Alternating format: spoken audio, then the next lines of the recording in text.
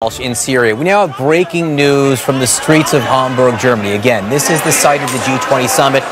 We've been keeping our eye on this over the last hour. Protests, big protests on the streets there. Our Frederick Pleiken says some 10,000 people. Until just this moment, they had been peaceful protests, but obviously something has changed. You're now seeing the police there, law enforcement authorities firing water cannons, water at the crowd right there, and we're seeing some projectiles being thrown back in return. No idea what provoked this action on the streets there. Gas of some kind being thrown, a smoke diversion, a pyrotechnic device there. Again, no idea what set this off. We should note that protests, activities like this at these international gatherings, it has been expected now, come to be expected at this point. In some cases, these protest areas are penned in or walled off, blocks, if not miles, from where the meetings are actually taking place. I do not know if that is the case inside Hamburg. Nevertheless, again, what we're seeing right now, the beginnings of what could be some fairly low-scale clashes between law enforcement and the protesters. We see smoke. We've seen water cannons, water being used by law enforcement to the protesters. Seems they've been dispersed right now. What we're seeing right now is primarily law enforcement out in force. We should note hundreds and hundreds, I'm sure thousands, on the streets there to keep them safe and to keep that city operating while the leaders of the 20 industrialized nations meet.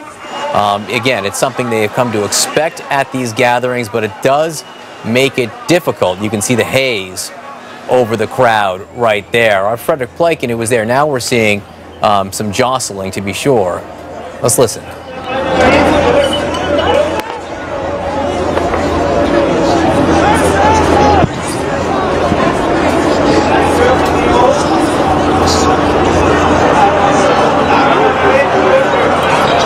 Again, let's just be completely transparent here. We don't know who these protesters are, what exactly they're protesting. We do know at these international gatherings, we do see this. You get anarchists on the one hand, anti-globalists on the other hand, people protesting any number of things.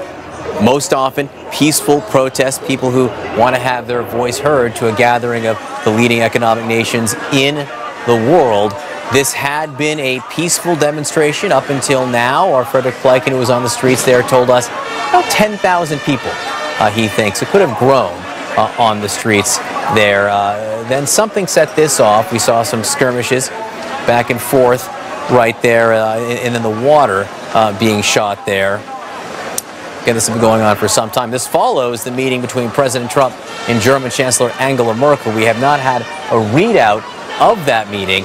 We do know that that meeting has now wrapped up and President Trump has moved on to other items on this agenda. Not even sure how close these meetings are to where these demonstrations are taking place. You can see a large-scale action now by law enforcement moving through the crowd. They're trying to break them up. No doubt trying to break them up and disperse the crowd as best they can. Our Frederick Pleiken, who's been out in the streets this whole time. Fred, what are you seeing?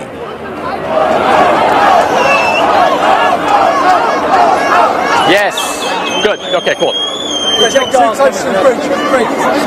Fred Pleiken, can you hear me? Hey, all right. So it looks like the things are kicking off here. You can see the water cannon trucks are in use back there. We think that some smoke bombs and some fireworks were set off. We're going to try and get a little bit closer, but we obviously have to try and stay safe as well because there is a police line right around here. I'm going to take you to the front here. Excuse me, guys. This is really the first time that the violence has sort of kicked off here. And what's happened was that the protest march was lining up. The cops then stopped them, actually around where we are right now, and told people to take face masks off because you're not allowed to wear masks here. And then at some point, it seems as though one thing led to another, and then the first smoke bombs were thrown, and now we have this where the water cannon trucks have been in use. The cops are obviously moving around and creating a larger perimeter as well. So we're going to try and get a little bit closer for you guys. Fred, give us a sense of who is out there protesting, if you can still hear me. You said thousands and thousands of people, and please take care of yourself, Fred, but who's out there? Look, a lot of them are sort of people who are left-wing. It's a very international crowd. There's some centrist people as well, and I would say most of them, the vast majority of folks here, are peaceful. And the demonstration up until now was peaceful as well. It was quite a good atmosphere over the past couple of hours. there's obviously a small, part of the people who were looking for a fight. You did see there were some sort of black bloc left-wing people among the crowd as well. But by and large, it was peaceful people. At the same time, they obviously have this, sort of anti-capitalist agenda, many of them highly critical of President Trump especially. There was quite a scene when President Trump's helicopter went over the demonstration. And as I say, so far the demonstration has been fairly peaceful, but now it seems as though things are getting a little bit out of hand. This is also quite a bottleneck. I don't know if we make the shot a little wider, you can see we're on a road that sort of has linings on each side. There's folks up there as well. And the protesters really are sort of squeezed in between. If we go to the front, we can probably see a little more. If you guys follow me around here, you can see, I think this is about as far as we're going to be able to get. There's some stun grenades, some smoke grenades going off, but that's not to worry about. So you can see right here, we're at the first sort of police front line. The cops have taken up a position here and are now moving in with the water cannon trucks. You see back there, you can see those water cannon trucks firing. It seems as though they're coming from both directions with the water cannon trucks. I'd say there's 3 water cannon trucks up there. There's also sort of an armored vehicle as well to clear barricades. But one of the things I think that the police was a little bit concerned about is you can see there were people that were above them up here. You can see there's folks up there as well, and I think there were perhaps some bottles that were thrown off that building up here. And at some point, things just sort of kicked off, and you can see that they're still using that water cannon truck back there to sort of clear the area on the side, because the police was securing the perimeter to the left of where we are right now, sort of trying to get people to move away from there. Yeah, and it looks as though this demonstration, by the way, John, this demonstration, it moved maybe 100 yards before it got stopped. So we'll wait and see if things calm down and if they get moving again, but right now it certainly doesn't look like it. No, and Fred, can you give us a sense of how far this activity we're seeing, the pushing and shoving between the demonstrators and the police, the smoke, the water cannons, how far is it from the meetings themselves? Yeah. Well, it's actually pretty far. I would say it's about 1.5 miles, maybe 2 miles from the actual center where the G20 is going to take place. And obviously where a lot of the meetings are going to take place, the sort of exclusion zone where no demonstrations are allowed. Now, what this demonstration was supposed to do, supposed to move along this road and then basically make its way around the outer perimeter of what's called the Messehallen, which is where the G20 is taking place. And, it literally was able to move about 200 yards down the road towards here. It was then going to circle around town a little bit, so really didn't get very far. But we're still a ways away from where any of these meetings are taking place. It's where the demonstration had been taking place the entire day, so I would say it's at least 2 miles from where the actual meetings are taking place.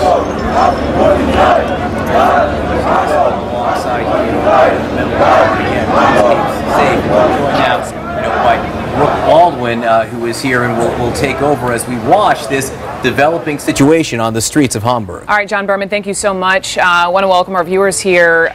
You're watching live pictures here. This is Hamburg, Germany. This is the epicenter of the G20 Summit. This is also, just to give you a little bit more context, timing-wise, 8 o'clock in the evening there, the all-important meeting between the German Chancellor Angela Merkel and the President of the United States, Donald Trump. That has just wrapped as well. But we are all looking at these pictures together. We have correspondents throughout parts of Hamburg covering every aspect of this, the diplomacy, the protesting. But let's begin with our White House correspondent, Jeff Zeleny, our senior White House correspondent, who is in Hamburg. Jeff Zeleny, set the stage for us. Looking at all the pictures, the water cannons going off, what's going on?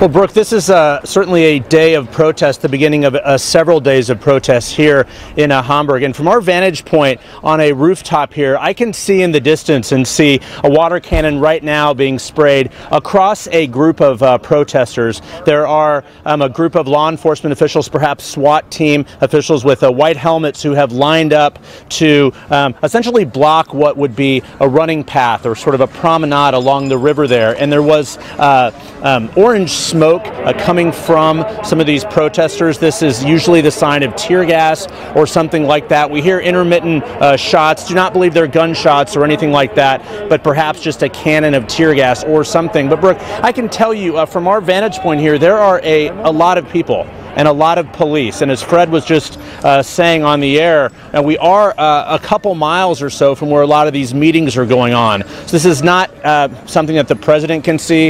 In fact, most world leaders never see these protests unless they see them on our air. But this is something that is pretty typical for a summit of world leaders like this, Brooke. But I can tell you the visuals are pretty strong here. And the sun is still pretty hot at this moment. It'll be out for a couple more hours here, so you can be sure the protests will still be going and perhaps into the evening as well, Brooke.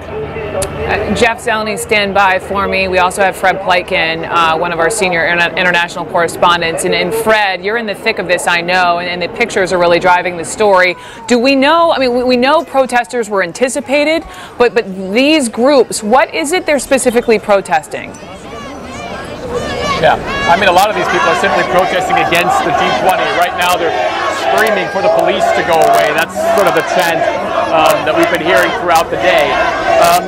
A lot of them generally are anti-capitalist groups, Brooke, but some of them, quite frankly, are also protesting against the presence of President Trump here at the summit as well. I'm now actually here sort of on the first sort of front line that the cops have set up here. You can tell there's sort of the first perimeter here and then the second one. And I think what the police tried to do is, you see that building up there. I think that they might have been taking some bottles from that building up there and also perhaps from this overpass here. I think we saw some bottles flying down from there. So they cleared this area using those water cannon trucks. I'm not sure, but it looks like it might be calming down a little bit. And those bangs that we were hearing before that Jeff was talking about, those were flash bangs. Those were them sort of setting off some sort of stun devices to try and get people to move away. So it's kicking off for a little while. It seems to be calming down somewhat now. We'll wait and see. We'll monitor the situation. But certainly the march that was supposed to take place. So this was a march against the G20. A little bit of an anti-capitalist vibe to it, but generally against this meeting in general. And it was actually supposed to go for quite a long distance, several miles, around the actual venue, around the sort of outer perimeter of the venue. Now, it only managed to get, say, maybe 100 to 200 yards from where it started, from the first place, which is a fish market, which is sort of a popular place here in Hamburg along the water.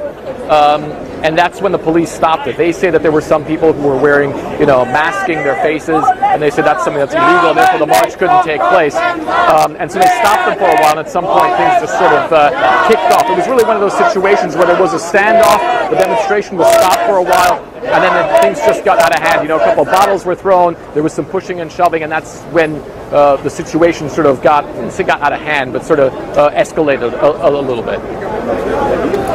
Okay, Fred, we'll take it back here in the studio in New York. I appreciate you. Your audio was in and out. I think part of what Fred was saying is that, listen, a lot of these protesters are there.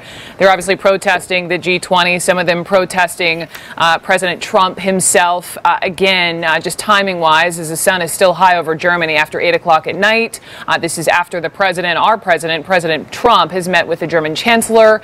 He will be meeting with President Xi Jinping of China, and of course this also being the eve before the meeting, his first face-to-face with the president of Russia, Vladimir Putin. Let's go to Atika Schubert. She's also standing by somewhere in the thick of these crowds as well in Hamburg, the site of the G20. Atika, tell me what you're seeing. Then we have to go like now. Hi, Brooke. Yeah, we just saw police disperse this area actually, and police have now gone up and they've pushed further that way. What we saw essentially was that police warned protesters that they had to take off their masks and face coverings like this. You can see a lot of people are still keeping their faces covered. They don't want to be identified. This is often called the black bloc tactic, and these are exactly the kinds of tactics police are trying not to get. And so what they did is that they rushed in with water cannons, and they also rushed in with their riot shields. And that's when the crowd began pelting the police with bottles and firecrackers, and the police tried to disperse them over a wider area. But as we can see from there, a number of those black bloc protesters with masks on their faces are still moving into the crowd. So I think it's still a very volatile situation, Brooke. All right, Atika, we'll come back to you. We'll come back to Fred as well. Again, just context-wise, this is just after that Chancellor Merkel, President Trump meeting has wrapped there in Germany. So let's go back to our senior White House correspondent, Jeff Zeleny, for that. As far as, you know, the meat and the substance out of the meeting, do we have a readout? How did the meeting go? Brooke, we don't yet have a readout exactly of how that meeting went. It ended a short time ago, and if you can hear a sound in the distance here, there are still what look to be fireworks, actually, Brooke. It may sound a little more dramatic than that, but it's fireworks in the daytime here. They are green, they are white. I'm about, I would say, about 300 yards or so away from that. They're going off along the river there. It looks like they're being fired from the rooftop. Nothing particularly serious, I wouldn't say. There is a line of police officers with white helmets just in the distance beyond them, and you can certainly see scores, hundreds of protesters standing by and watching. But beyond that, Brooke, I mean, these meetings that are going on with Chancellor Merkel and the President, is quite a distance from here, and these protesters are not following these meetings bit by bit, and they're not necessarily protesting any certain policies, but in many cases the overall idea of the G20, the overall idea of the policies of these collective countries. As we were driving through the streets just a short time ago after we landed from Warsaw, Poland, you see a lot of banners, just anti-G20 banners. The motto here is G20 Welcome to Hell. So a lot of globalization protests, things like that.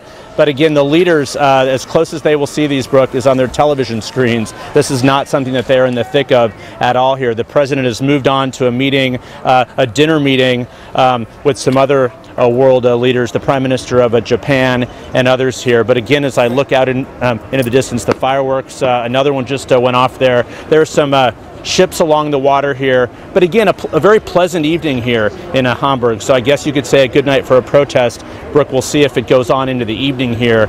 Again, the sun should be out for just under 2 more hours here, and then we'll see how the evening goes here in Hamburg. Again, this summit is continuing. It'll continue through Saturday, Brooke. Incredible, Jeff. Just this coming together of, you know, fireworks and celebration juxtaposed with water cannons and flashbangs.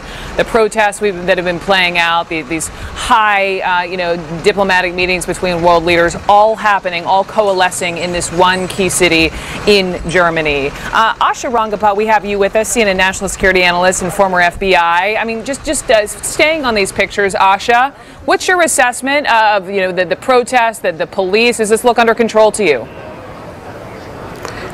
I actually can't see the images, but it seems to me that would be the kind of reaction that you would have at this kind of meeting. There are a lot of controversial issues both in the United States, our participation in different international agreements, other controversies and issues happening in those countries as well that are whose leaders are meeting. So I think that would be what I would expect to see in that setting.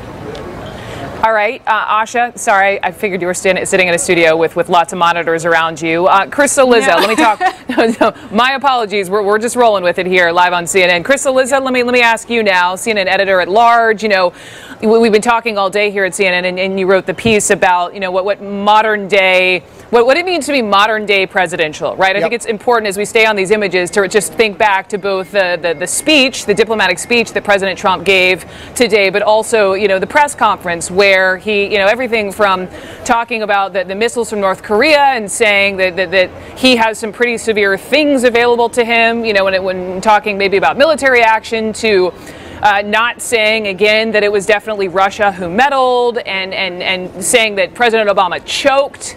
And that said, and you're looking at what's playing out, what do you think? Well, honestly, Brooke, I would separate out what we're seeing here, which are striking images from sort of Trump in both Poland and in Germany that we've seen today. I do think Donald Trump is defining what it means to be the President of the United States in a radically unorthodox way.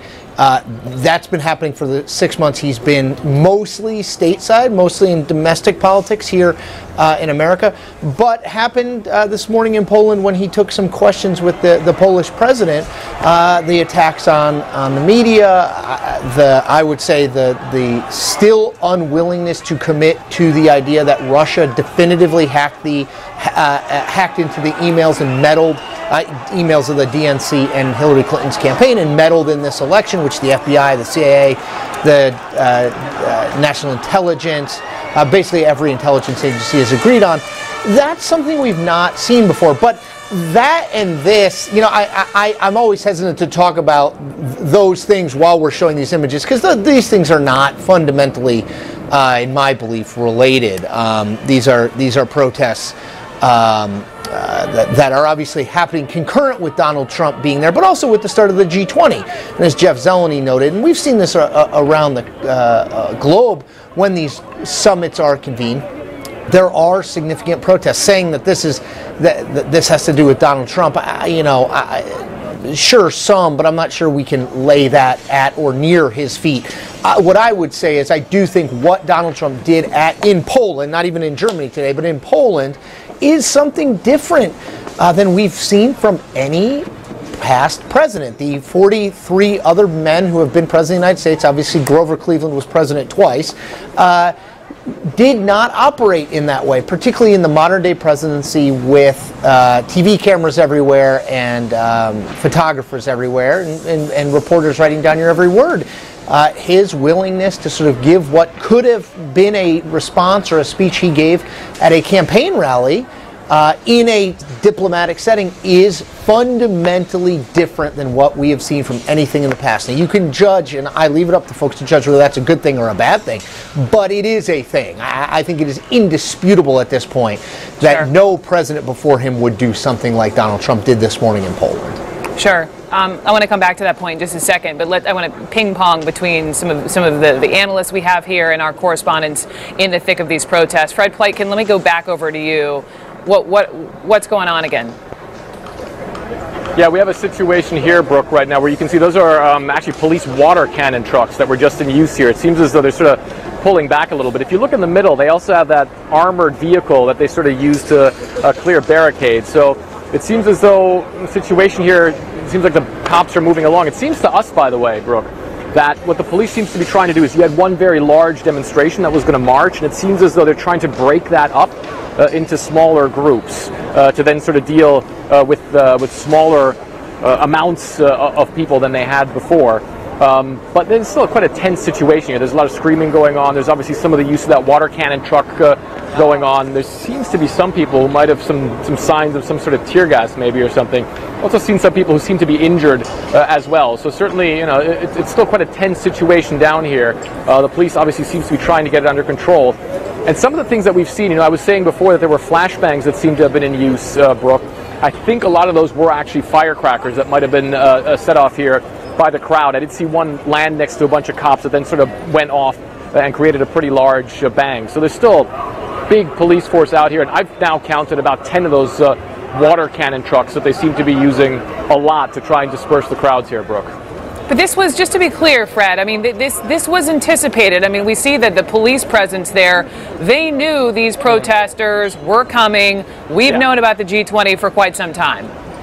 Yeah, absolutely. I mean, this is something that certainly was anticipated, and I would say even the situation that we're seeing now, with, you know, some of the violence that we've been seeing here, I think even that was anticipated as well. It certainly at this point in time isn't as bad as some people had anticipated that it might get. Of course, we do have to say that it is still very early in the day here. It's still, you know, light out, still quite warm out. There's still a lot of people out. You know, this demonstration is one that was supposed to be moving along at this point in time. We'll wait and see whether it forms again to try and march along the route on the outside perimeter of the place where the G20 meetings are going to take place, and where some of the bilateral meetings are taking place as well. But yeah, it was anticipated that there was going to be a crowd of protesters, many of them anti-capitalist, many of them just anti-G20 who don't like the whole concept of what's going on, and that they would be coming from all over Europe, and in fact from all over the world. You know, there were groups that we've seen here from Mexico. There were a lot of people from the U.S. that we've seen here as well. got some of the chanting going on as well here again against the police. And it's actually because there's a group of police officers that's walking over here, so they always get some chants their way as they move through here. Those are German federal police officers with their very distinctive black helmets that they wear. But yeah, you're right. I mean, this is something that certainly was anticipated, and you know, by any measure, it's not something that's totally out of control. You know, they're trying to come to terms with it. There's sort of some violence that breaks out, but it certainly isn't as bad as we've seen at some other G20s in the past. But again, we do have to keep in mind that it is still very early going on, and I have to say, you know, this protest that was supposed to march for several miles, you know, really didn't get very far until the police stopped it.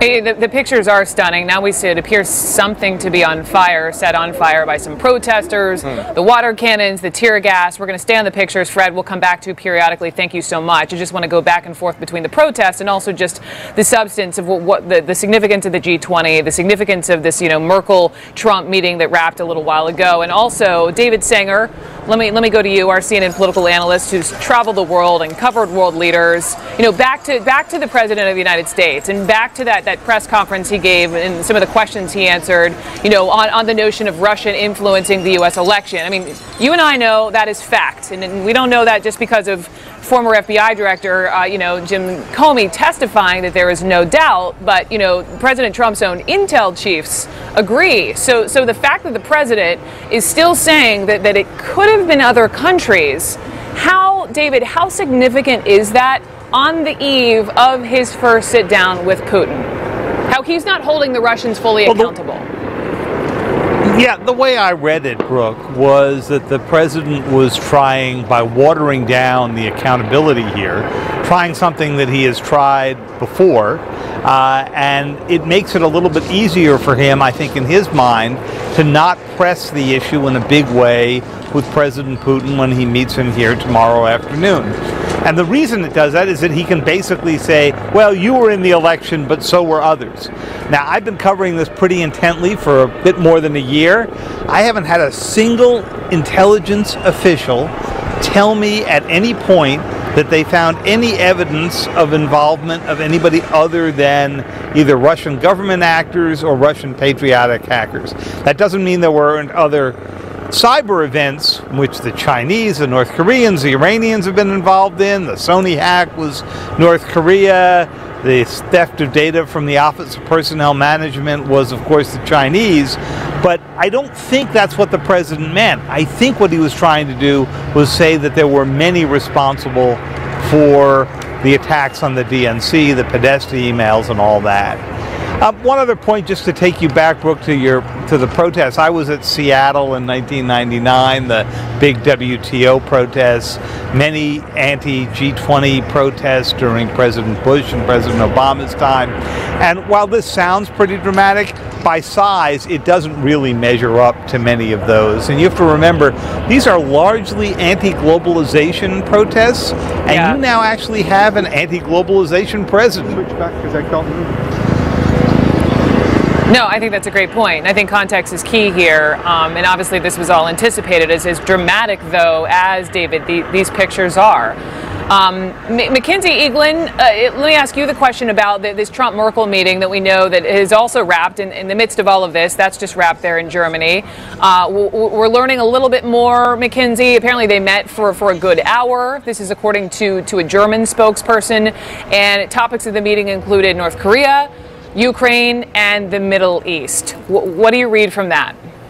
I think those are the global hotspots. I assume the Middle East was dominated by Syria in particular right now, but possibly even Iran. I mean, these are the challenges confronting these chiefs of state no matter where you live, because just like the economy is increasingly globalized, so is a metastasized threat, particularly from terror groups. It's not just Islamic State, but the reach of many of them, they spread the globe. So it's the right thing, the right topics for them to focus on, because really without security, there's no prosperity, and that's what these protests are about. David hit on the point, and Chris did as well, but really we live in a generally high debt, low economic growth global economy, and everybody's upset with that. But if you have security problems on top of that, you're going to make both challenges even harder to tackle. Mackenzie, stay with me. Let's go back to these protests and back to Atika Schubert. Atika, tell me where you are and what you're seeing. Well, Brooke, we're where they just dispersed the crowds. They've kind of thinned the crowds out around here. There was about 12,000 people jammed into here. They went in with water cannons, as you can see the water cannons there, and some of these big riot shields, and they were able to push people out and around. So now what you've got is small groups kind of scattered around this area, but still a little bit of tension. We still see bottles being thrown at police, but the water cannons have turned around and moving back that way. You can probably hear the crowd here is not happy, very angry. We've seen a lot of anger coming, not just from protesters, but residents here as well at the way this is being handled. Police are taking a very tough line with protesters. They hadn't even moved a few meters before police moved in.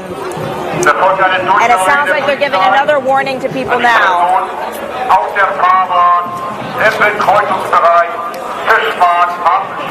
It sounds like they want people to move out of the way of the crossing here. So we're going to move back a little bit just so that we can get out of the way a little bit. But as you can see, this is going to be ongoing for a few hours.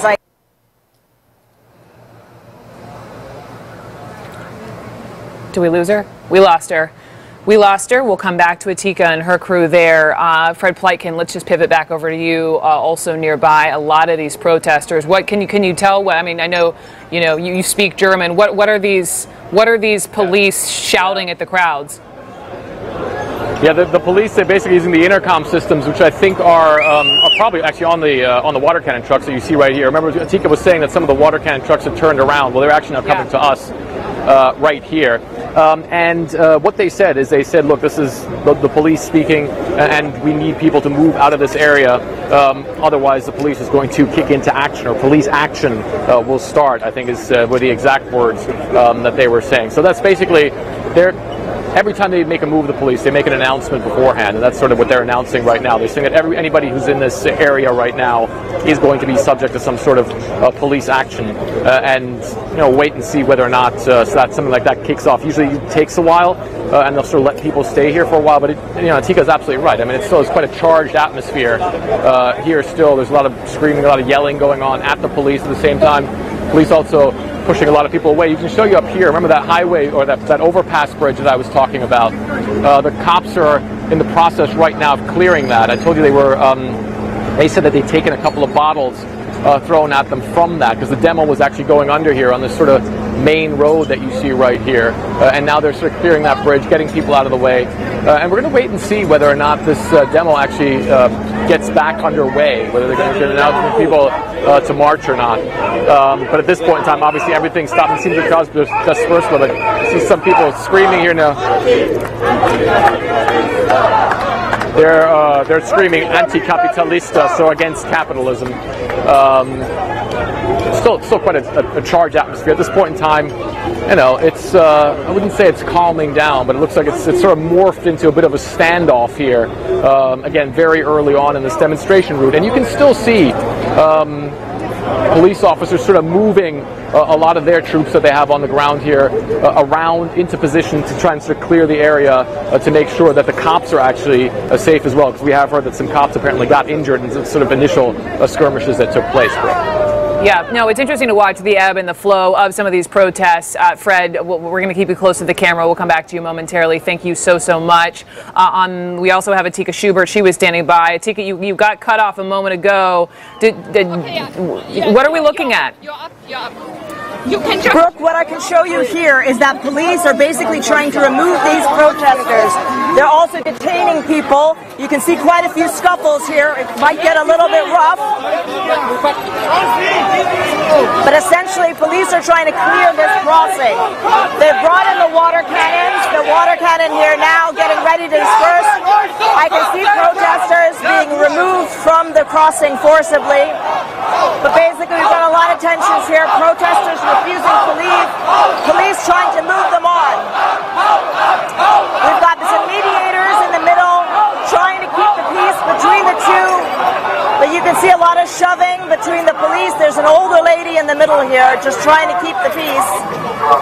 But that's a pretty tough call right now. They're moving us, so we're going to move back a bit. You can see the riot police here have their long shields out. Atika, can you hear me? Atika, what are they chanting?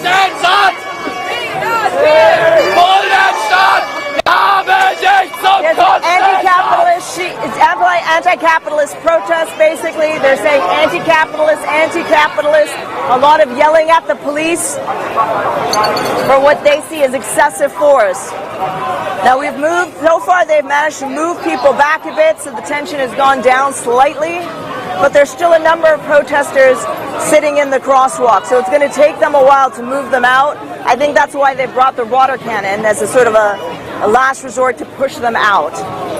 Atika, help me, if I can just jump in, help us understand, for people who don't know Hamburg and the area, how far are these protesters actually from the summit itself, from these high-level meetings? This is about 3 kilometers from the Messe, which is the conference center where the G20 Summit is happening. So it's not that close, but it is close enough to do a march to, and that's what they were planning to do. This part of town is known for its leftist protest activity. So when the G20 Summit was put here, residents here said, it's going to get crazy. This is exactly what's going to happen, and that seems to be what's turning out. We're going to turn the camera up a bit so you can take a look and see what police are doing. But these are the kinds of running cat and mouse battles that local residents said were likely to happen if the G20 Summit was put here.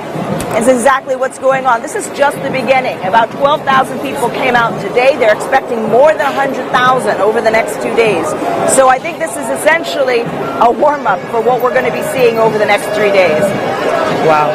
Wow, to hear that this is a warm-up, to know that night has yet to fall there, and that they're anticipating some 100,000 protesters. Atika, you have been phenomenal. We'll come back to you. Fred Pleitkin, we're going to pivot back over to you. Fred, you were saying earlier it seemed to be dispersing, but just from the looks of our pictures, it's tough to determine that. No, you're absolutely right, Brooke. I mean, it seems as though things are a little more charged up again. I'm going to go over to the front here because the cops have moved in with more water cannon trucks here, and there's a lot of people who are yelling at them now. There was actually one instance just a couple of minutes ago where we saw a bunch of EMS personnel come through here, and they seem to be carrying someone on a stretcher who seem to have been pretty badly injured. So it looks as though there certainly have been some injuries in this demonstration so far. There's another one of these announcements by the police telling people to disperse, otherwise this area is going to be cleared away. As you can see, we're actually quite close to these water cannon trucks. I'm going to maybe just get out of the way a little bit. Might want to move back a row or two just to make sure that if they do start using those water cannon trucks, we don't necessarily want to be in the front line when that happens. They're just telling people to move out of the way, that otherwise, this police is going to kick into action again, that these water cannon trucks are then going to be used. We'll stay around here. I'm sure you can still see the water cannon trucks over there. That's now the front line. The police seem to be moving forward. As you can see, they've cleared the bridge over the overpass. And I mean, there's some, these folks out here who seem to be, very aggressive at this point in time. You can see some of them sort of wearing sunglasses, hooded, some of them putting gloves on as well. So the atmosphere is actually pretty charged here at this side of the protest, Brooke. Fred, what are police telling them? Well, police are telling them to move out of the way immediately. They say that they're not complying with the rules that the police put in place for this demonstration to take place in the first place. Because all these demonstrations, they have to apply under certain terms, and now the police are saying that they're not adhering to those terms. And one of the reasons is because people, they say, are covering their faces. You can see some of the folks here who are sort of wearing, sort of scarves over their faces, sunglasses as well. That's something that's not allowed in German demonstrations. And the police are saying, cut that out, otherwise we're going to clear you out of the way. And generally they're saying, look, this area needs to be clear for this demonstration to be able to move through. So they're telling them to get out of the way, and otherwise the police are going to move forward, which is something that they've done. They sort of cleared the area to both sides. Now they've moved most of their assets, or some of their assets, back over to this side to sort of confront what they think are sort of some hardcore protesters, especially the guys in black that you see here are sort of standing in the front line. They're sort of confronting them right now. More of a standoff at this point in time, but there is some quite a charged atmosphere. Okay, Fred Pleitgen, thank you. We'll come back to you. Atika Schubert also in the thick of it as well. Again, these are live pictures. Atika said it was 3 kilometers. That's roughly about 2 miles from really the epicenter of the G20, right? You have all these world leaders coming together. We know that this is the eve of the all-important first face-to-face between Vladimir Putin, the president of Russia, and the president of the United States. We know that President Trump has just met with the German Chancellor, Angela Merkel. And so this is just, it gives you an idea of sort of the tale of 2 stories, of 2 different versions of the G20 there. But I want to go back to substance with my panel. And David Sanger, I want to go back to you because, all right, Asha, let me ask you this question. That we know back to the president today directly questioned his own intelligence community there on foreign soil. I mean, you are former FBI. You know, even if you question the findings, to say that, as he did publicly and abroad, that cannot go well, you know, just over well with the intel community, the agencies. It won't go over well with the intel agencies, and actually that was music to Putin's ears. I mean, to have a president openly question the credibility of his own intelligence agencies, this is exactly what they want. And also what he said was not entirely accurate. He seemed to suggest that there was not unanimity among the intelligence agencies because there's 17 intelligence agencies and he hadn't heard from all of them. We have so many intelligence agencies because they all do different things. The National Reconnaissance Agency is not going to give a conclusion on Russian meddling because they monitor satellites. They don't monitor foreign intelligence activity. And so among the intelligence agencies that matter and work on foreign intelligence specifically, the CIA, the FBI, the NSA, the Office of the Director of National Intelligence, there is unanimity, and so undermining their credibility in a foreign setting is not a good move. He really, you know, we always expect our presidents to speak with one voice when they're facing the external world, and I think both at home and with regard to what's going to happen tomorrow with Putin, these are not good signs. Okay. All right, thank you so much. Mackenzie, just your response to that, again, to the point I was making earlier, too, not only not holding, he's not holding Russia accountable, right? And this is the day before he meets with Vladimir Putin. I mean, you advised a lot of Republican candidates. Your interpretation of that?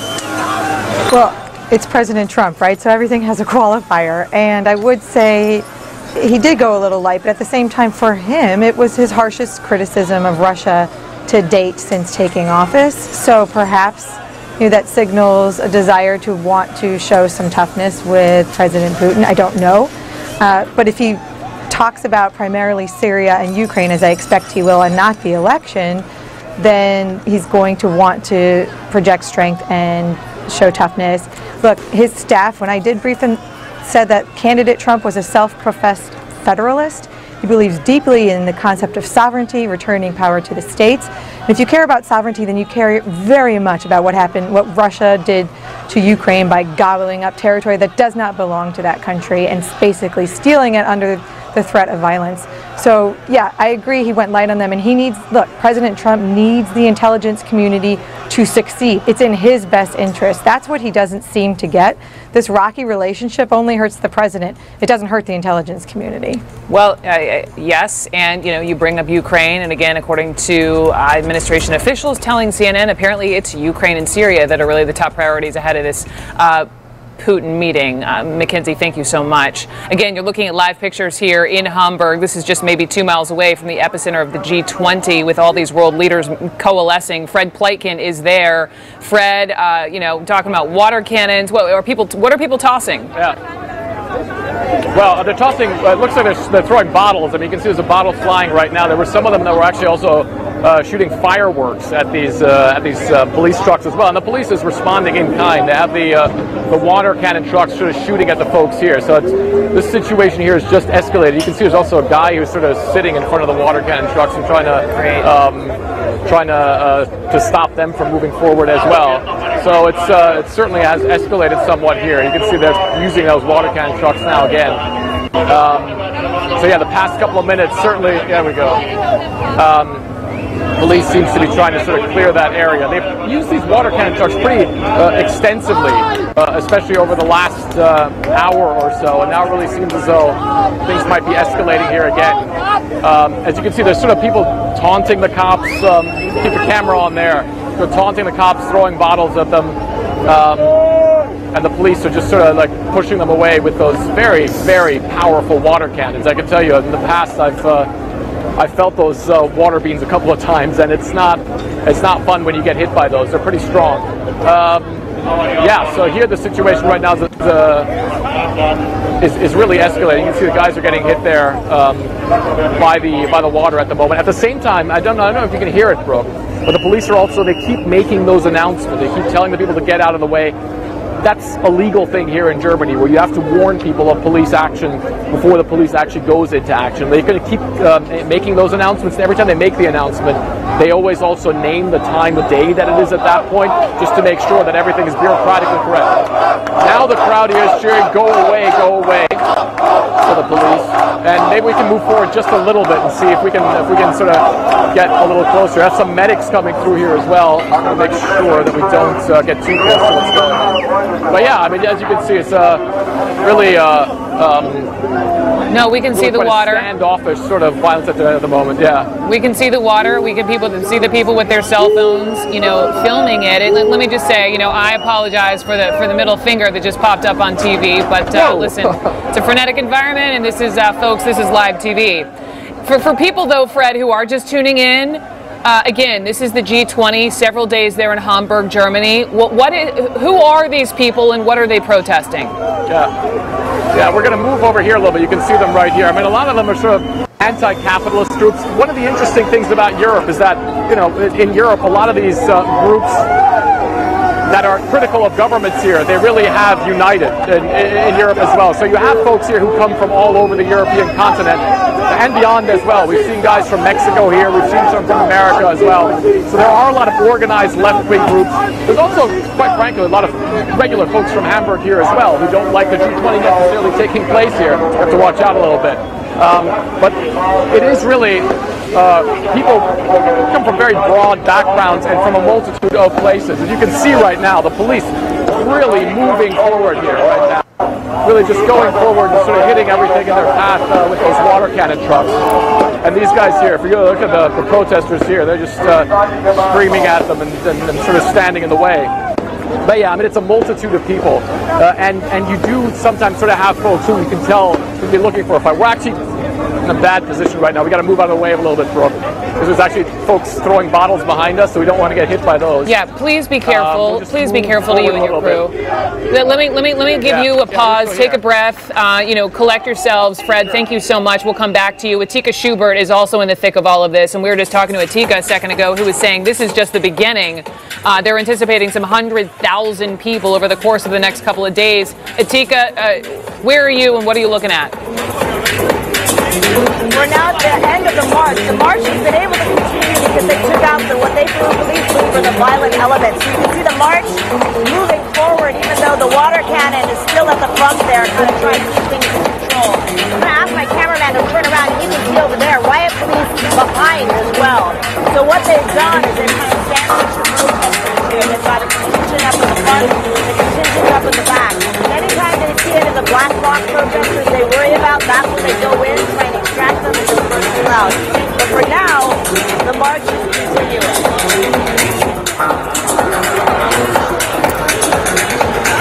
Atika, I'm having a tough time hearing you.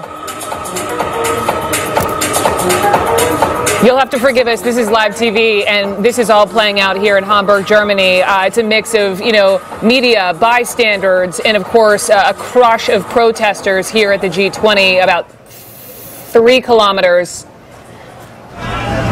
Fred Pleiken, let me go back over to you because it was so tough to hear. Atika, I think she was standing by. There was a pre-planned march in addition to these protesters, yes? Fred, you're live.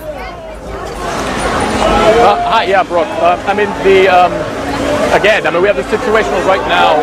There's guys throwing bottles at the cops again. It's sort of kicking off here again. You can see the police is moving forward.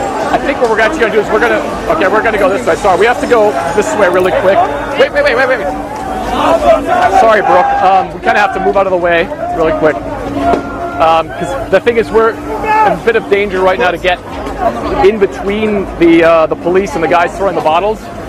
So we kind of have to keep moving in this direction. Hi. Well, please move away. Let's get you guys to a safe place. Safety is the #1 priority here. I can just let's get you pulled away. It's a tenuous situation. We want our crews to be incredibly safe as we try to cover really both threads of this G20 story for you. The meetings of these world leaders here in Hamburg, Germany, and of course these images that we've been watching play out on the screen for the better part of nearly an hour. Fred, we still have your audio. Are you okay? Hey, Brooke, yeah, I can hear you. Yeah, it's all fine. It's all good. Okay, let's have a conversation. Let's have a conversation. We don't have to have you on TV. Yeah, we'll have one as well. I see the water cannons.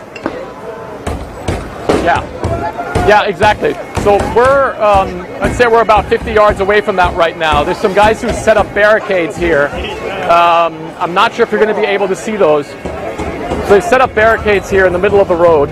We'll just move over here a little bit.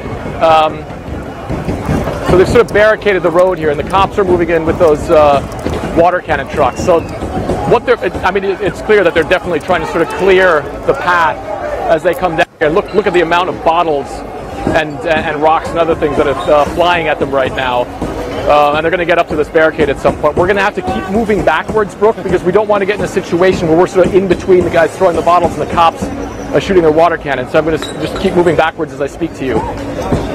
But yeah, the police moving forward really quickly. Now, and as you can see, they're also spraying to the sides. That's because some of these areas, they have quite tall buildings on the sides with people, sorry about that, with people standing on them. Where the cops, have been taking some bottles as well. But right now, this is full-on police action that's going on right now. You have guys throwing stuff and then running away. As you can see, there's sort of crowds running at us as the police moves forward. But yeah, they're really, really using all their assets that they have right now, just sort of plowing forward with those water cannon trucks. They have cops in full riot gear that are moving forward in the same direction as they go along. So you can tell they're definitely clearing this route right now, trying to push. These people here are actually getting pushed towards the area where the summit is taking place. You can see this is sort of central Hamburg. This is part of the old town of Hamburg. So they're sort of pushing them in that direction, obviously hoping to disperse the crowds. I'm going to wait for a second here. So it seems like the cops are going to clear that barricade that was set up. Now they're chanting, "All of Hamburg hates the police." Hey, Fred. One of the Fred, hang tight for me. Yeah, we're gonna come back to you in a second because we have another vantage, I think, from up high to sort of see where you are. Jeff Zeleny is our White House correspondent, covering, of course, the presidential visit in Hamburg. But Jeff Zeleny, as we were talking substance, can you show me with your camera down below? I see you're perched up high, but can you show me where this is in conjunction to where you are? Sure, I am about, I would say about 300 yards or so, and we'll see if we can pan over in that direction. Let me ask my excellent cameraman, Bill Arbiter here, to pan over in this direction if we can, if you can see that. And Brooke, you can see some smoke in the distance there. That was black and billowing earlier. That has calmed down significantly, but you can see the images and the people along the river there, and I would say it has dissipated somewhat. The one thing that I've had my eye on, and they aren't there anymore, was a line of SWAT officers or something of that kind, tactical officers that had white helmets on that were sort of blocking the way there. But you can see the bridge, and that's where Fred is reporting from, down there, up that thoroughfare right there. So this is literally, we're on a hotel rooftop, not far from there at all, Brooke. So you're getting a sense of what is happening from there. But as of now, I do not see any fireworks we saw earlier. I don't see any tear gas we saw earlier. The water cannons that were flying, we don't see those as well. We hear helicopters overhead, some sirens in the distance here. But for now, at the moment at least, from this rooftop view, things seem to be calmer than they were a short time ago. But Fred, of course, would be in the thick of it to see things directly up close. No, I appreciate you and Bill, your PJ, just for giving us the perspective. We could see all of Hamburg and then the pockets of the city where these protests are erupting. Right, Go ahead, now Jeff. we do see those fireworks again.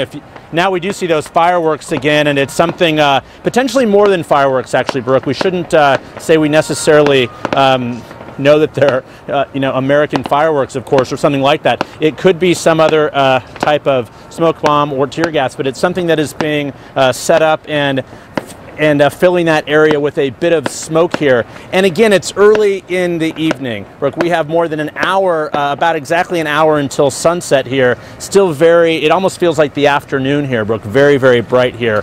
Police are standing by.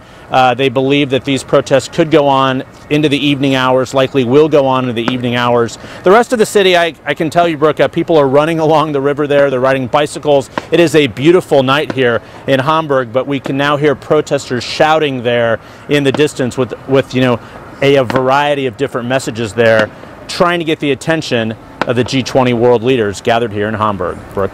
It's incredible. Yeah, I'm going to guess those aren't decorative fireworks. Maybe you have 4th of July in your brain. I'm thinking that's more perhaps from law enforcement, as you point out, some sort of flashbang or something set up in the sky.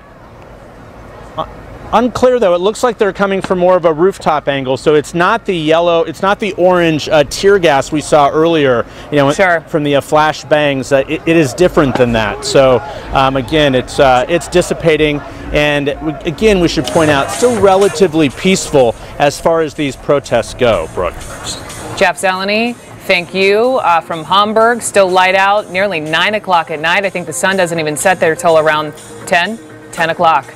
Let's talk more substance as we pivot back and forth between the pictures of these protests and these all-important world leader meetings. I have standing by Matt Kvortrup, author of Angela Merkel, Europe's Most Influential Leader, and political science professor at London's Coventry University. And so, Matt, thank you so much for joining us in the thick of everything that we've been covering here. Let me just read this. This is what you have written. That Merkel has been able to outsmart male opponents who have declared their hand too early. Do you think that Chancellor Merkel will be able, that we know the meeting's over, but do you think she was able to sort of outmaneuver President Trump at all today, and how? I think she will do that, and in a way she's already done that by setting the agenda. The agenda for the meeting is to talk about climate change, it's to talk about international trade, and add to that women's rights. So those are not issues that Donald Trump is famous for loving. The way she will do it is she'll be very charming. She is somebody who has a good sense of humor. She likes Monty Python, so she'll be chatting away, and the way that she normally does it is that she'll barrage people with facts. She's a very, very articulate person she has a doctorate in quantum physics of all things, and she will give all these facts to Donald Trump, and then she will try to say that what she is actually achieving is the things he's been fighting for all along. That's how she dealt with Tony Blair back in the day. That's how she's dealt with Putin and many other leaders. So it's this combination of charm, barraging of facts, and then trying to get people to think that actually they have agreed with her all along.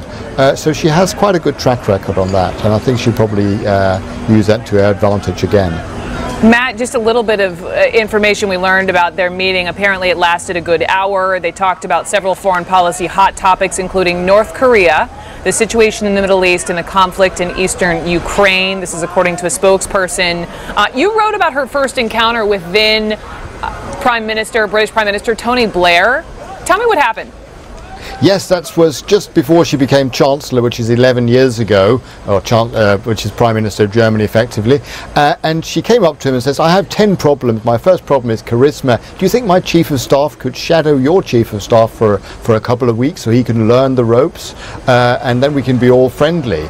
And Tony Blair said, of course, he could do that. He thought he was going to get an ally there. And the first meeting after that, Angela Merkel then turned around and negotiated a deal that Britain wasn't too pleased with. So basically, a lot of people will be charmed by her, and then she'll be very, very shrewd afterwards. She's very much a Germany first politician, although she dresses herself up very much like an internationalist. In addition to that, though, you also point out that she's an avid listener. I mean, who could find common ground with her opponents? Where do you think she may have tried to find common ground with President Trump? I think where she will find common ground is over NATO. She has now committed to paying 2% of GDP to common defence, and she will say that there'll be common ground there. The devil will, though, however, be in the perennial details. The German definition of what counts as defence spending will be considerably broader and will be beneficial to German industry as well. But she'll try to say, well, I listened to you on the campaign trail, and now we're doing exactly as you've said. But in addition for that, or in return for that, as a quid pro quo, maybe you will reconsider international trade and a number of other issues. She'd also be pleased that Donald Trump has come out being unusually critical of Vladimir Putin, especially over Ukraine. Also at the meeting, Angela Merkel will be meeting Vladimir Putin. Angela Merkel, of course, speaks very good Russian. She won the gold medal for best Russian speaker in primary school back in the early 1970s. And in that meeting, she will be pressuring Putin to basically give way on Ukraine, as she has actually successfully done before. So she'll be quite pleased that Putin is not sort of just pally with Donald Trump, that Donald Trump has criticized Putin over Ukraine, which has been a thing that the Germans have been waiting for and wanting for quite some time. She speaks Russian and has a doctorate in quantum physics. Angela Merkel. Matt Kvortrup, thank you so much for that, as we know that the Trump-Merkel meeting has wrapped. Thank you so much, sir. As we stay on these pictures here of these protests in Hamburg, another one of today's big headlines, President Trump says he's considering severe options in response to North Korea's missile launch. This, as his defense secretary says, the launch does not bring the U.S. closer to war. Let me turn now to Jeffrey Lewis. He is the director of the East Asia Non-Proliferation Program at the James Martin Center for Non-Proliferation Studies. So, Jeffrey Lewis, nice to have you on. Sure, it's a pleasure to be here. So, if North Korea actually fired at U.S. homeland, can the U.S. military stop it? That's a really good question. I'm not sure anyone knows the answer, including the United States military. There is a missile defense system that's in place, but it's been tested fairly rarely and has a pretty mediocre test record. The way the Pentagon approaches things, they'll throw everything they have at it and I think hope they get lucky. Define mediocre. They give it every intercept about a 50-50 chance, but 50-50 isn't really a statistical measure. It's more of a who knows. They've had a lot of problems that are kind of common. So, the interceptors themselves are not terribly well designed, and they've proven to be pretty finicky. So, in theory, everything should work, but just the reality is often they miss, and it doesn't work when it's raining and other things like that. So so we don't know how certain the U.S. would be then in terms of having the U.S. knock down a missile? No, not at all. The reality is tests cost sometimes up to $200 million, so the system just can't be tested the way that you would want for statistical confidence. And so the reality is there's a system in place. It's designed to do this job. People work very hard on it, but you're just never going to know. This isn't the kind of thing that you'd want to rely on. The way the Pentagon plans to do it is to fire 4 or 5 interceptors at every missile, and just hope if you figure everyone is 50-50, you get lucky. Wow, I don't know how Americans would feel about those kinds of odds. I mean, in this time, Jeffrey, of uncertainty, is there anything the U.S. can do to prepare for any sort of worst-case scenario?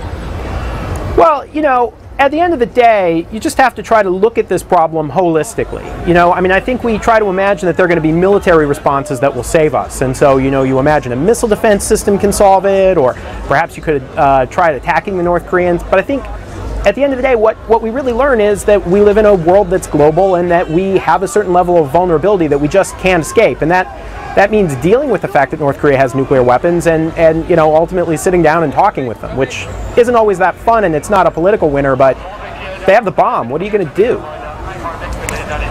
I've talked to a lot of smart people on TV talking about options and what are you going to do. I just don't know. To listen to you, I don't know which is the most viable. I was talking to someone yesterday who said, well, here's the best of the worst, which echoes, what I'm hearing from you. Is there concern that just the talk of U.S. military action could somehow provoke Kim Jong-un? Yeah, sure. I mean, I think the thing we worry about is, look, the North Koreans aren't going to wake up tomorrow and just use their nuclear weapons against the United States or South Korea. Those weapons are there, they think, to prevent them from falling victim to a scenario like struck Saddam in Iraq or Gaddafi in Libya. So Right. the good news is they're not planning to wake up and start a nuclear war. The bad news is they're also planning to use them very early if a war starts. And so the thing most of us worry about is a miscalculation. It's the president says something incautious that leads the North Koreans to think a war is imminent, and they decide that they need to go first because they won't have a chance to go second. All right. Jeffrey Lewis, I'm going to say thank you. James Martin Center for Nonproliferation Studies, thank you for your time on North Korea. Appreciate it. Let's move on. You are watching CNN. I'm Brooke Baldwin. We begin with these massive protests that have been breaking out here in Hamburg. This is just about 2 miles from really this G20 Summit. This is from where President Trump has been meeting with world leaders. These are live pictures that we've been looking at for the better part of this hour from Hamburg, where German police have been using water cannons and flashbangs and tear gas. And we've also been watching these protesters throwing bottles and other objects right back. Inside the summit, President Trump has already met with German Chancellor Angela Merkel, and tonight he's in a closed-door meeting with the leaders of both Japan and South Korea. So we have Jeff Zeleny standing by on a perch on a hotel above where some of these protests have been playing out. He's our senior White House correspondent traveling and covering President Trump for us. We also have Frederick Pleitgen, CNN senior international correspondent, who is down on the streets in the thick of these protests as well. So Fred, let's begin with you this hour. What's happening where you are? Hi, Brooke. Yeah, it's interesting because we're actually right above the police right now. You can see the police water cannon trucks. It looks like they're actually trying to get the demo to start moving again. They were sort of marching down here a little bit, which I think is remarkable after some of the stuff that we've seen. But this is sort of the buffer zone that the police has now created. Now, if we pan all the way to the other direction, you can see back there, look at that sea of blue flashing lights. That's the other end of that sort of police perimeter that they built up, that sort of buffer zone. There have been bottles flying. There have these water cannon trucks that you see right here, right in front of us actually, have sort of been taking aim at people. Police has been using those extensively. You can see this water cannon truck. He seems to be hit by some sort of a paint bomb or something. So right now the demo, which is actually supposed to go all the way around the outer perimeter of the G20 Summit area, has started moving again. I would say that at this point in time in the past, when this whole thing kicked off, like maybe 2 hours ago, that they've moved maybe 100 yards. It looks like the police are moving in here again. We'll see how long we can stay out here, Brooke. So it looks like they're moving forward again. But yeah, I mean, right now it's a little more calm, but it certainly is still very, very charged as the police are clearing people out of the way, trying to get that demo moving again. And look, I mean, if we look down here, you can see that it is a substantial march that's taking place. I mean, it's literally thousands of people that are marching here through central Hamburg at the moment. And I think the police want to allow this march to go forward, but at the same time, they are cracking down very, very hard on people who are not following the ground rules that they've sort of set in place here. So, I mean, it still is a very, very tense atmosphere. And I think Jeff was alluding to the fact that it's still quite light out. I mean, he's absolutely right. It does still feel like the afternoon. So it's still very, very early going here. So we believe that these protests here are certainly going to continue for a very long time, Brooke. Fred Pleitgen, 9 o'clock at night, your time, Hamburg, Germany. The sun sets in just about an hour. These are anticipated protests, right? Protesters, thousands of them, anticipated some 100,000 over the course of the next couple of days. We'll come back to you, sir. Thank you. Jeff Zeleny on a perch above there in Hamburg where you can look down and sort of see where Fred is and where all these protests are taking place. Let's talk substance. Let's talk about these world leaders all convening in Hamburg. And President Trump, can you tell us exactly what President Trump is doing now? Sure, Brooke. President Trump is at the U.S. consulate office. It's about 2 miles or so from where those protests were, where you were seeing Fred at. And he is actually having a dinner with the Prime Minister of Japan as well as the President of South Korea. They are talking about, of course, North Korea, front and center, the nuclear ambitions, the nuclear rising concern from North Korea, front and center for this president and these leaders. So they're having a dinner this evening. And then tomorrow, of course, the most anticipated meeting of the G20 Summit, when Russian President Vladimir Putin is meeting with U.S. President Trump, and there's going to be, this is fraught with so much history and drama, both on the domestic front and the global stage here, Brooke. But I was in Warsaw, Poland earlier today with the president, and he simply would not say again that he believes that Russia was primarily responsible for the interference in the 2016 election. At the same time, he was giving a speech in Warsaw, and he was talking in sharper terms about the Putin aggression in the region, in Crimea and other places, but simply mixed messages coming from the president. Now, even as we're here talking, Brooke, you can hear sirens in the distance. We can see some police activity. The protest strip where we had our eye on earlier has dissipated largely, but this is the sort of the scene setter here where all of these world leaders are meeting. Again, they're not involved in this, they're watching it, but they are, these protesters are trying to get their attention, Brooke. So many issues here they're trying to protest on. No, and only about 2 miles away. Jeff Zeleny, thank you very much in Germany for us. And we're going to keep our eye on a lot of these pictures here. There is definitely some substance from the president's trip. We heard him earlier call out his predecessor.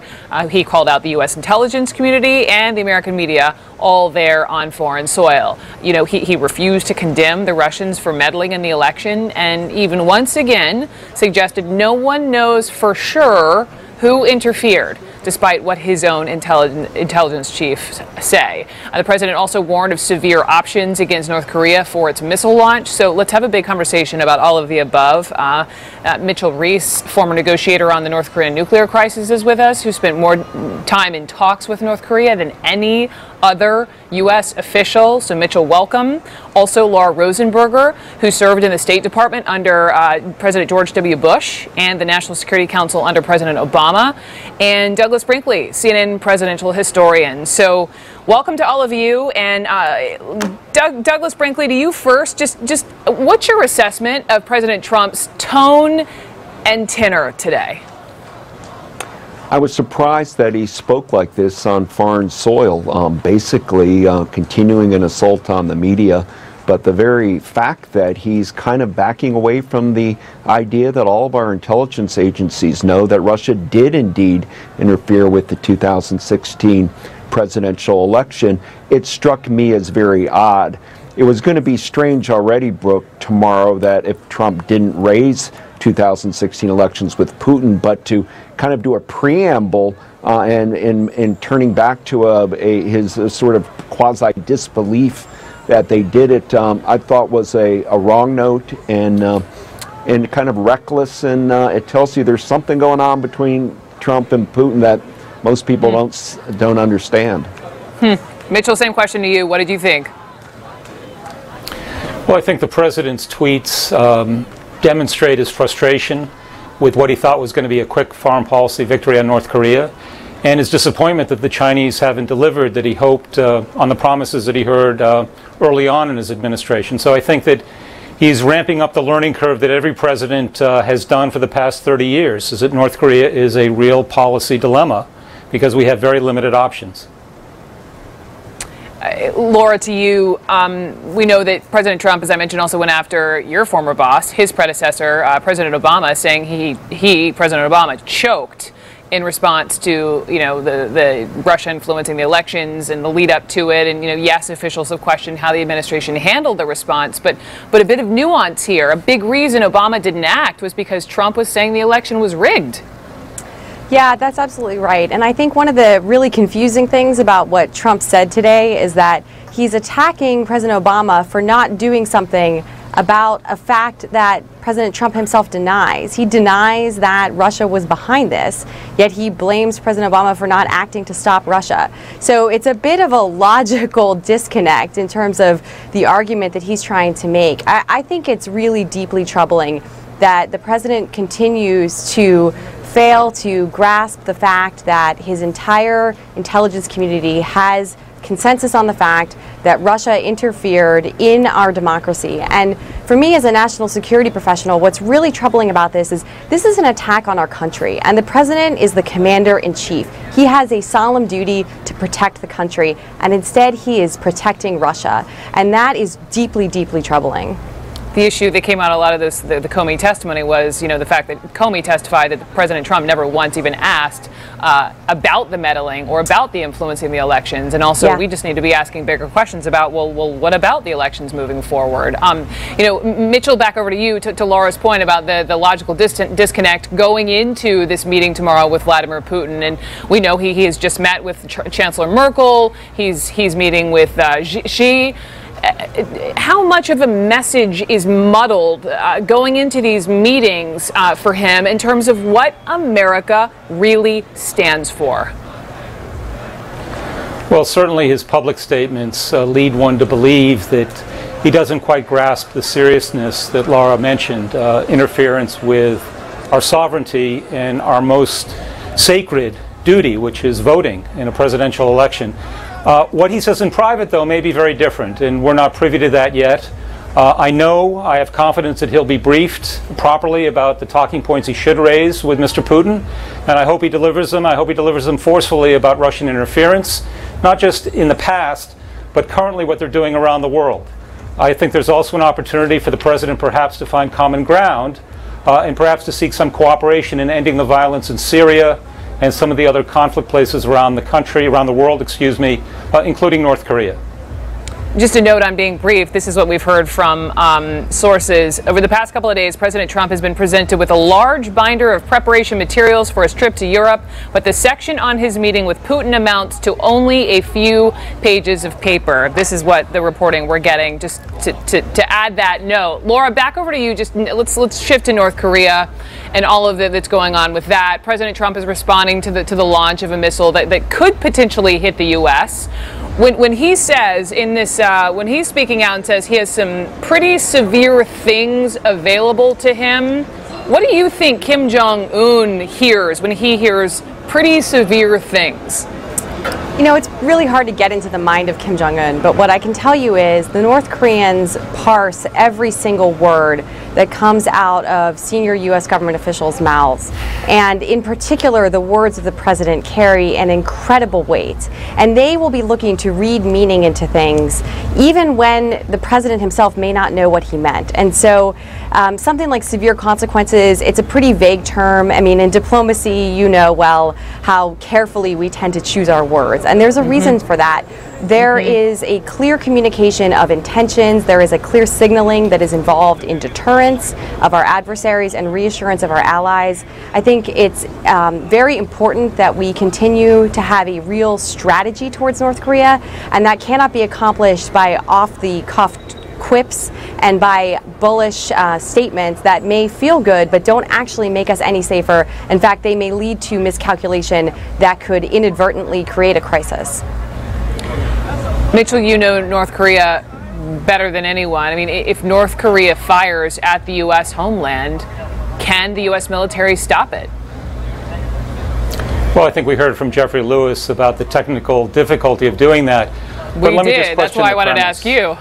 We did. Well, let's question the premise. Why would North Korea attack the United States? Now, it could be that there's a miscalculation, and that's a risk that we run in a nuclear world. We ran it with the Soviet Union all during the Cold War. But the reality is that the North Koreans aren't suicidal. They want to survive, and they've survived for 60 plus years since the end of the Korean War. That's the most important thing for this regime. It's why they say they want nuclear weapons to deter us. And what we need to focus on is both making sure that we can deter that initial launch against the United States or any of our allies in the region, South Korea and Japan. And also, there are many more things that we can do to deny them the technical ability to improve their nuclear weapons and ballistic missile capabilities. There's more sanctions, there's more interdiction, there's more measures that we can take, and a policy of denial and deterrence is the best way forward for the Trump administration. But Mitchell, just quickly, if we want to question the premise of the question, and let's say he doesn't want to attack the U.S., at the end of the day, what does Kim Jong-un want? I think fundamentally he wants to survive. He wants to make sure that his regime continues. It's a family dynasty. It was founded by his grandfather and his father and now him, and he's a young man. And we know that he likes the good life. We know that he drinks good whiskey. We know that he eats. He's gained weight in recent years, perhaps because of the anxiety of being the leader. But we know that he wants to wake up in his own bed tomorrow. And so there are things that we can communicate, need to communicate to him about what he can and can't do. And we need to stand shoulder to shoulder with our allies to make sure that he can't divide us. Deterrence can work. It worked during the Cold War, and it can work today against North Korea. Mitchell, stay with me, and Laura and Douglas. We're going to hold you over because we have more on these protests. Also, news just in about how the White House is prepping the president for this meeting with Vladimir Putin, including why advisors are concerned, and what happened was when President Trump met with the world's most powerful woman. Angela Merkel's biographer joins me on how she likes to outsmart her male counterparts. You're watching CNN Special Live coverage. I'm Brooke Baldwin.